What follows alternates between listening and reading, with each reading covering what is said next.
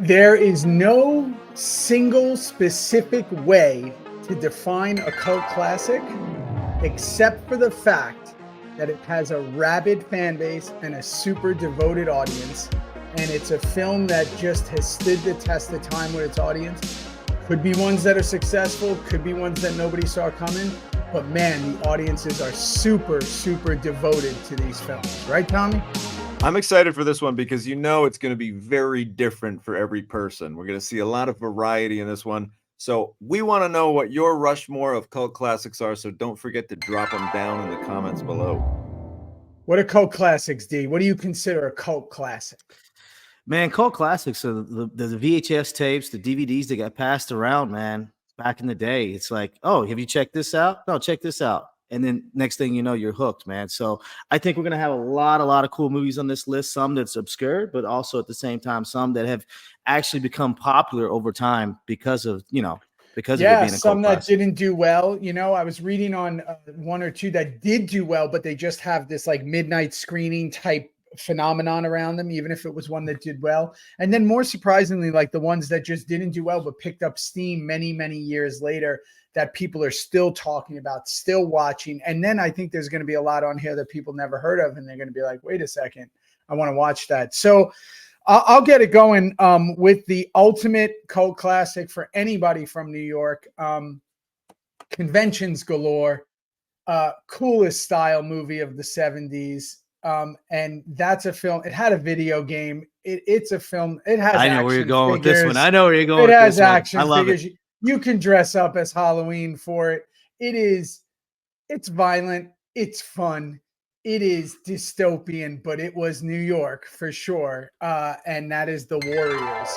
And The Warriors is, I mean, for me growing up, like that was the film. And I was more surprised when I had gotten out to LA in my 20s that a lot of people hadn't seen it. I was like, hasn't everybody seen that movie like 50 times?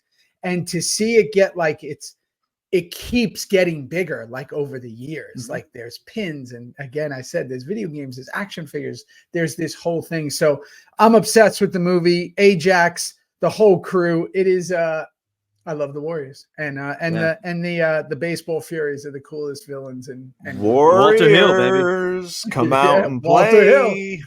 Yeah, All man, right. the baseball guys are badass. That Furies. makeup job is so cool, and bats are pretty violent. So yeah, that's a great pick. Great pick. All right, so my number one draft pick, I got to go with one of the movies that truly got me to want to start making movies, and that is Kevin Smith's Clerks. Clerks is one of these classic independent films that Kevin Smith literally put on his credit card, sold his comic book collection, put every dime he had with his partner Scott Mosier into the movie. And they made this little film in the gas station that Kevin worked at. And it's a very quotable movie. It's one of those industry movies. I feel like a lot of people in the movie industry respect it for what it is.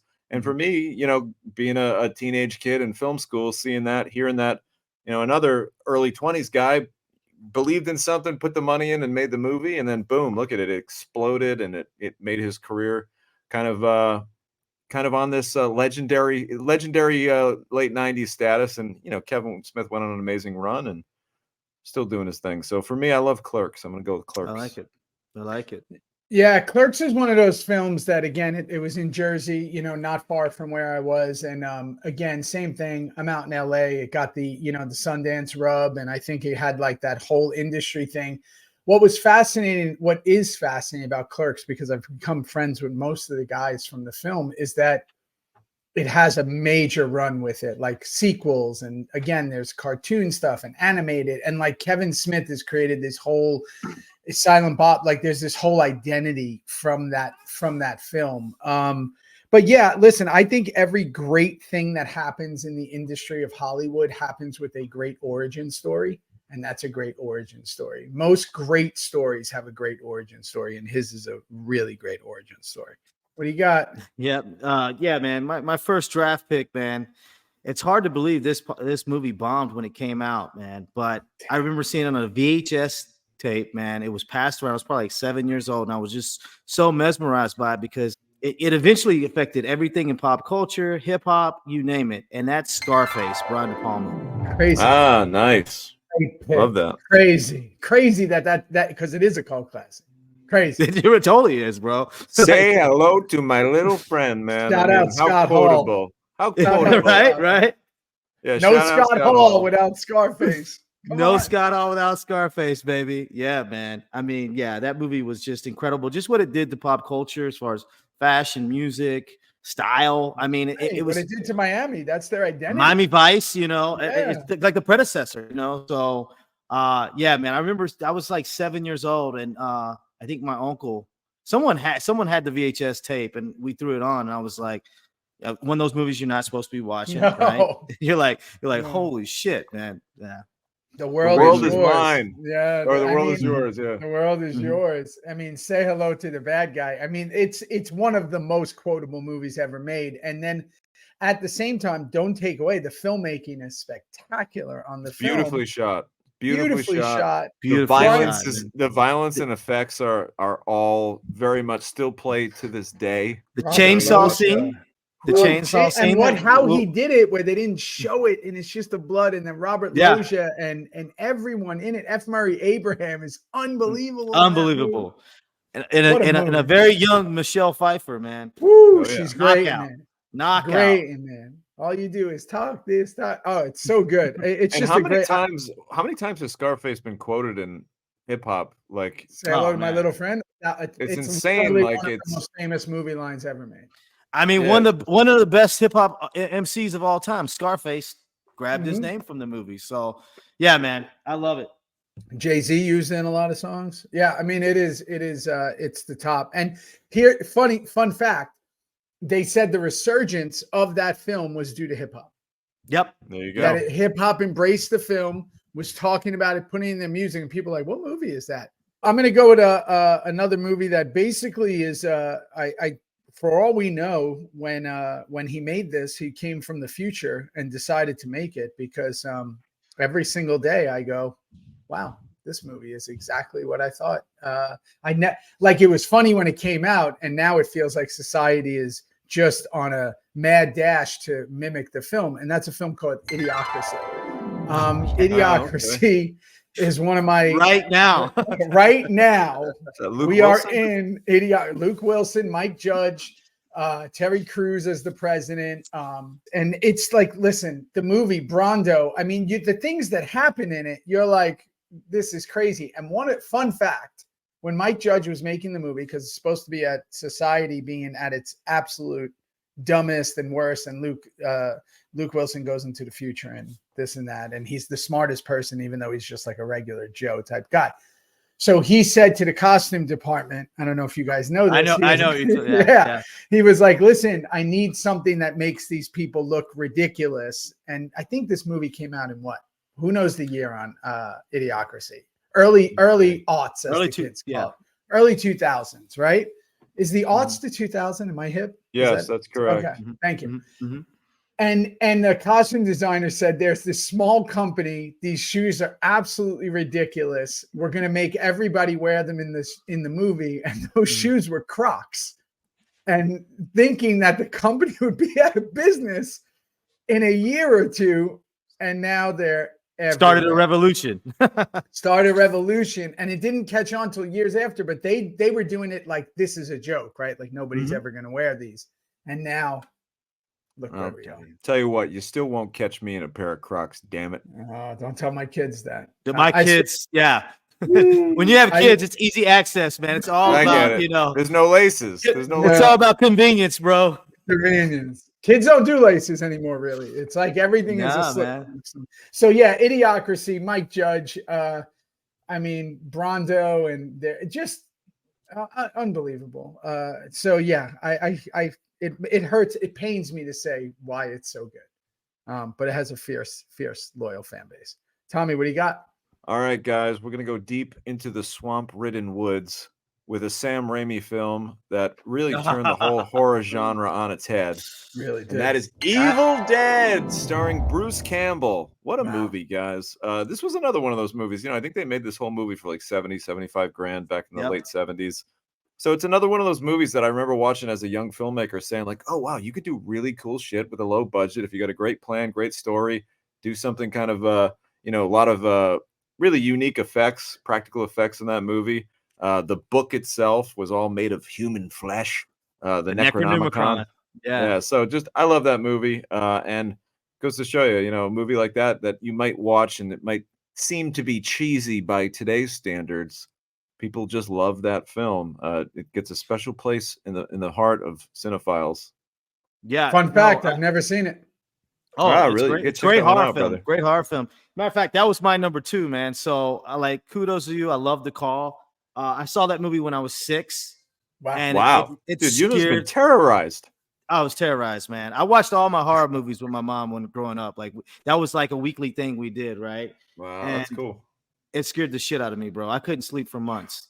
So is it like super scary, like yeah. certain horror movies, or is it like funny too? At the time, it wasn't funny. Now, at the time, you can laugh at it. But at the time, yeah, Demetrius said it best. At the time, it wasn't funny. Now, you'd probably laugh at some of the stuff, but you'd also say, especially being a guy in the industry, you'd see like why it was special and what made it unique and cool. Got it. Yeah. I got to watch it one day. One day, I'm on it. One of these days. One of these days. So this is an easy one for me because I'm still fascinated that this film did not do well at the box office, like our previous pick, Scarface. Oh wait, D, you just gonna skip me? Wow, skip you? Jumping D, you just gonna skip me like that? I mean, come on, man. I don't want you gotta get it out, bro. I know you gotta get it out. I was hyped. If you say it, I'm gonna. You're afraid he's gonna steal your pick. I know. Go ahead. Well, it's all good. I had to basically pivot off of Evil Dead. So you know what I'm going with? I'm going with the legendary John Carpenter. I'm going Big Trouble in Little China. Nice. That's great. See, that's a good one. And you know what? I just showed that to my kids, and that's a good one. Now that's a cult classic. Did it do well, you think, in the theater, or did it just come from nowhere? No, it didn't do well in the theater. As a matter of fact, a lot of John Carpenter's movies bombed in the theater, but just over time through VHS, through DVD, it's huge. It's done. It's huge. Yeah. It's great. Kurt Russell's just such a badass in that movie. Oh, where is he at in his Kurt Russell story when he makes that? Is that super early? No, not really. Oh, he's come out because he did Escape from New York in 80. Yeah. So this is 87. So I mean, he's really kind of hit his. He's established. At this point. Yeah, he's established as hell. That hair Power is couple. Like the hair is like something else. Interesting fact. Since you said the on the hair note, he stole that hair. Or Roddy Piper stole his hairstyle for They Live from Kurt Russell for They Live off of Kurt Russell and Big Trouble in Little China. Take all my movies. Let's just talk about all my movies. Let's just talk about them all. Listen, Kurt Russell's hair is unbelievable. Well, hey, man, you jumped me, so I had to do something. I had to give you a receipt. I had to give you a receipt. Just keep it going. Let's just say them all. No, Kurt Russell's hair was 8-0 as a professional fighter at one time. Oh my goodness! Just his every hair. time, even that Tarantino one that a lot of people won the first power couples too. Him and Goldie Hawn back in the day. Yeah, in that, still in not that 87 prom. Yeah, still not married. And talk about I don't like that word they throw around, but his dad. I mean, come on, talk about shoes to fill. Whew. You know what I mean? You're sitting there being like, "Hey, I want to be an actor, Dad." And by the way, you're the biggest actor on the planet. It's like, and so that's a lot of pressure. And he is. Talk about one of one. Kurt Russell's just super unique. And I think Big Trouble Little China, like for him that's his movie. Like, you know what I mean? People will talk about a lot of movies with him, but that one is kind of the one that has hit the cult. Everybody knows it. Everybody knows the photos from it, the artwork. The t-shirt that he wears. You could buy that t-shirt. It's an incredible film. Yeah. It's fun. The thing with the movie, my kids loved it. It's a fun movie. All right, well, let me continue where now I was you get to go. Off. Now I get to go, and I've struggled with putting this on only because I have a bunch of others, but I need to put it on because it's fascinating that this film didn't do well and then had the long life that it had. I did see it in the theater. I was a giant fan. It did bomb. To me, it's one of these synonymous films with cinema, and that's a Fight Club. Like, I can't believe Fight Club did not do well, like was considered a bomb. And I can still watch it to this day over and over. I could watch it 3 times in a day and find new stuff that I love about the movie. And I'm trying to see what they missed. Was it too violent? Was it just off? But the film is extraordinary. It's an Yeah, Fight extraordinary. Club is something else, man. So cool. Everything from the poster with the, Fight Club imprinted into the soap. I Yeah. mean, right down to Brad Pitt looking as only Brad Pitt can Oof, look that's in that Brad. movie. Like, are those not the best abs in cinema history? Maybe. Has to be. Probably so, man. Probably. 155. He was so. 155 Like, pounds. Yeah. Tell you what. Shredded like lettuce. And then you got Ed Norton in there. That fight scene alone when he's beating himself up is like, it's great. It's unbelievable. Holt's in it. Meatloaf gives an incredible performance. Mm-hmm. Just an absolutely terrific, gritty, grimy film. Fincher. Fincher. Finching it Tom, out. what do you got?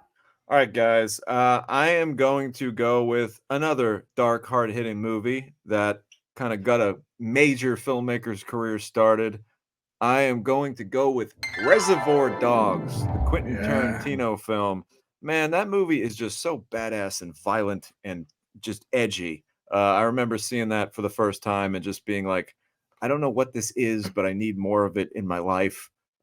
Everything about it kind of does it for me. And it's the movie that put Quentin Tarantino right on the map in a very big way. And you can say what you want about it. A lot of people are going to throw stones at that movie and say, "Oh, he ripped it off from some foreign film or whatever." And it's like, yeah, you tried doing that, pal. Mm-hmm, Did you see that? Did you see the foreign film? No, you didn't. No, you so didn't. Who gives a shit? So is The Departed. The Departed's a remake. Nobody talks about it like that. Yep. Eternal. Yeah. So that movie's just really great, and I think if you watch that movie, you can see.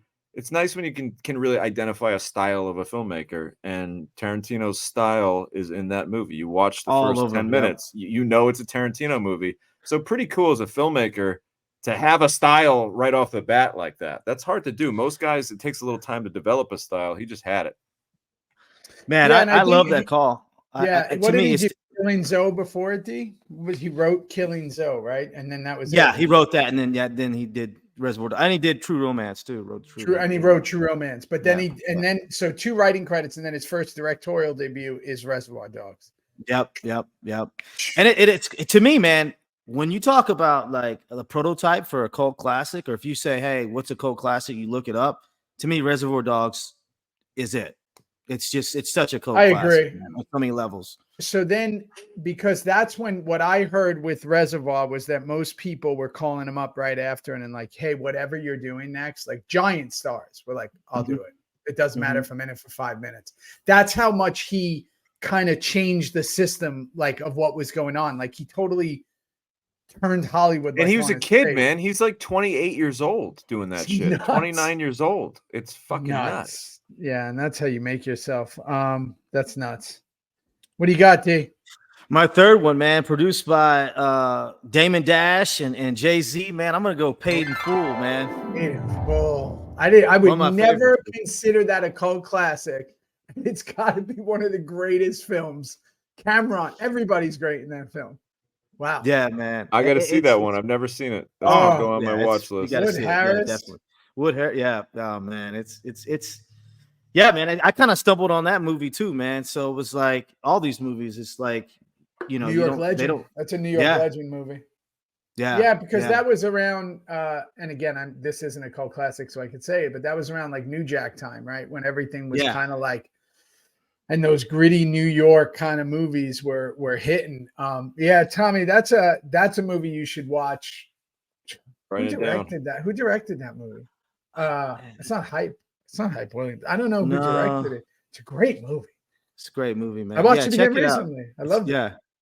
So gritty, man. Like indie film as it gets. Yeah. And I think Dame Dash and Jay-Z, I think they financed it, right? Weren't they the EP? Yeah, I think so too. Or who knows? But that movie does not get the credit. I mean, it should get way more credit in the crime drama as certain films. Which makes me think how many films I'm going to be leaving off this that I'm thinking about right now. That like there's like 10 films that just flashed in front of my mind that I'm like, I have to say these films, but I can't say them because of and I'm trying not to say the ones that aren't as I'm trying to say the ones that definitely people would know.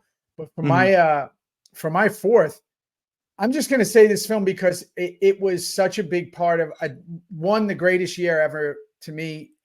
the peak of Western civilization, 1985, kind of when everything was clicking. If you go back to 85, there were so many things that happened in 85. I love that year for pop culture. It defined a lot. It's a year that I kind of go back to a lot, whether it be writing or studying stuff for acting. I just love that year. And there were a lot of great films that came out. There's a lot of films that came out super undercover that I didn't find out until I left New York, that they were only kind of New York films, because there were a lot of films that showed in New York that didn't show anywhere else. And that's a film called The Last Dragon, which Shonuff and Leroy, Bruce Leroy, and Vanity, and like the whole bit. And it was this film that I just assumed everybody on the planet was watching. I was 10 years old and I couldn't stop watching that film. We had seen it in the theater. We had seen it on VHS. We wore it out. And then, and again, probably a film, well, I guess a 10-year, well, maybe not 10, should be watching that. But it's total New York, the Shogun of Harlem, Shonuff. And it's an action movie. And it was right around, you got to remember, in 85 was the Karate Ninja craze. Yep. It was a craze. It was, everything had to do with karates and ninjas, different forms. So The Last Dragon, if you know, you know. And if you haven't seen it, it's such a fun movie. I remember stumbling upon that on like a movie channel one time, like in high school, and just being like, what the fuck is this? What is this? And just like being so drawn into it. So yeah, that's a great pick. So true. Before I get into my fourth and final pick, I just want to give y'all a reminder to hit that subscribe button for us. And we appreciate that, growing this channel. So for my fourth pick, I got to go with, this is going to be, you know, one that you've heard before come out of my mouth. This is my favorite movie of all time, and that is The Big Lebowski. Oh, double Rushmore. Double Rushmore. Ding, ding, ding. Double. Might be a triple, quadruple at one point. Yeah, that one's going to keep saying Lebowski all the time because, you know what the truth is, man, this is just a comfort movie for me. If we did a topic, comfort movies, this would be a comfort movie for me. It's a good one. But there are people that, you know, literally just live their life like the dude, and the dude abides. And it's just a nice way to be. Just such a wonderful story told with so many great performances. The Coen brothers making a film tight as a drum. Just an unbelievable movie that, again, I've seen this movie 100 times, maybe more, and I still pick out little nuances and details that I love about it. It's so LA. I love that about it. It's just a very LA film. I can't say enough good things. The dude abides. Is that Jeff Bridges? Is that Jeff Bridges' most popular role? Definitely, because he had a lot of movie-wise for sure. I watched The Beverage Man. There's one more quick note on The Big Lebowski. A lot of people might not know this, but all of my cats, ever since I was 15 years old when I first saw that movie, have been named Big Lebowski characters. So I got Donnie, I got Larry here. Is this your homework, Larry? Is this your homework, Larry? You know, so that movie. Yeah, it's just so good. Jesus, you can have one named John Jesus. Turturro. Yeah, I should get a cat named Jesus. That's a great idea. The next one will be named. The next cat will be named Jesus. I love it. Yeah, that's a movie that you know, it's always on somewhere. Like where, you know, there's always events for it. There's always something going on. Took me a minute to get into the Coen brothers. Like it took me a second, and then when I got in, I saw how varied everything was and how wild. Like just the music number and like there's so many things that you're like, what is happening here? And it's just, again, like I think you said it, like tight as a drum. Like Tara Reid, there's people in that movie like you don't even expect who crush it. Julianne Moore, and you know, a lot of actors. Of course, your boy Philip Seymour Hoffman. Who's the best. I've always felt like him and PTA, Paul Thomas Anderson, have a very kind of similar thing going in the way of filmmaking. Not that their films are the same, but just the way they treat ensembles and kind of all that. Yeah, there's similar styles for sure. Everybody participates. You know what I mean? Great movie. What do you got, D? Great. Fourth and final. This is tough. I got a lot of honorable mentions. Man, let me tell you, I'm gonna ride that karate wave, man. And if you've seen this movie as a kid, it made you immediately want to learn martial arts, and that's Bloodsport. Ooh, that's a cult classic. You consider that a cult absolutely, sure, absolutely, dude, bro. Absolutely. Yeah, I mean, it didn't do anything in the like. I don't even know if it was released in theaters or probably briefly, right? Limited run, and then No, 100% cult classic. Yeah. I was all man. over that movie as a kid, bro. What year is that? Kumite, 88. 88. Oh, Yep, I 88. use the kumite at least once a week. The word kumite comes out of my mouth, and then bolo with the man, come on, bro. That's the song, man. If between that song and like that whole Rocky Karate Kid soundtrack, man, you can run through a Ogre. wall. You got Ogre in that. You got. I mean, he's doing the Mhm, split in the corner, like Serious like, splits, man. Serious, The kind of splits that split. make me feel uncomfortable in a good Yeah. way. And the dance scene in the beginning when he's in there. Bro, I saw that movie the first time I saw that movie. Me and my cousin watched it. I was probably like 10 years old, and I immediately, like 2 days later, went and signed up for Taekwondo. For sure. It's on, bro. For sure. It was Karate Kid that put me in Taekwondo. Like I was like, Yeah. I have to go be I got to be Danny LaRusso. Like, well, you this is kind of too you good. had a little Ralph I had Macchio vibe. Yeah, I had the could see look. that. I was like, Yeah, this is happening. Wax on, wax off. But Bloodsport was also a really cool movie. Again, it's a super rewatchable film as well. Did they do more of them? Did they try to do anything after that? Yeah, Oh, yeah. they did. Nothing else hit. I mean, then they also did obviously the Kickboxer movie and stuff. But Frank Dukes. a good role in there for Forrest Whitaker again, man. He was all over the place.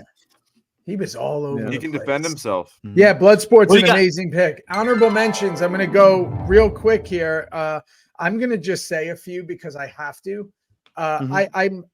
It kills me that Bad Lieutenant wasn't said by me. Because that is man, I'd forget that movie. Yeah. Definitely great. Just call. because I want to throw it on people's list, I'm putting Thief as a cult classic. Michael Mann, Jimmy Kahn. I'm putting that out there. And then I'm just gonna put it out there. Little Shop of Horrors. Just watched it with the kids.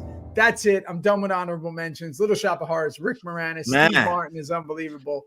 Go for it, Thomas. All right, I only got a few. I'll run them out quick. We talked about there's a lot of New York movies that seem to be cult classics, so I'm gonna go with The King of New York. Ooh. Love that movie. Frank White. Yeah, Frank White. He's a bad man. You don't want to mess with him. I'm also gonna go with. I really love the Broken Lizards guys. So like Broken Lizards Club Dread. For some reason, me and my friends had that on heavy rotation back when we were experimenting with lots of mind-altering substances. That would be a go-to party movie to throw on and have a little fun with. And the final one, this is super obscure. It's called Withnail and I, and it's a British film that was directed by Bruce Robinson. It stars Richard E. Grant and Paul McGann, and it's just a really like delightful comedy about these two drunk actors trying to make it in England, and they have to go on this little adventure, and it's really, really great. It's part of the Criterion Collection, so if you're looking for something British and fun, Withnail and I is great stuff. That's all I got for honorable mentions. Gee, what do you got? Honorable mentions. Man, I got to go with the great Bill Friedkin, To Live and Die in L.A. Great L.A. crime story, man. Love it. I love Thief, man. I don't know how I forgot that one. That's probably my favorite of all time, but I got to piggyback off that with you. And then also Heathers, which was a really cool, fun movie back in the late 80s. Yeah. So and just give us a little grace before we get out of here. Thief might not be considered a cult classic because it doesn't have that rabid fan base, but I do know in the industry it has a rabid fan base. But I'm positive that Little Shop of Horrors has a rabid fan base. So again, they might not be considered cult classics. So hey, you know the deal. If you want to support the channel, go click on the Patreon link. We're about to go over there and finish up and talk about every movie we missed, and then try to get Tommy to not jump in front of me on movies. I know what happened. Let's not do that again. Thanks for doing this, and if you watch this long, we appreciate you. Put your Rushmores down below and tell us what you want us to give a Rushmore to. All right. Let's get it. Bye, y'all.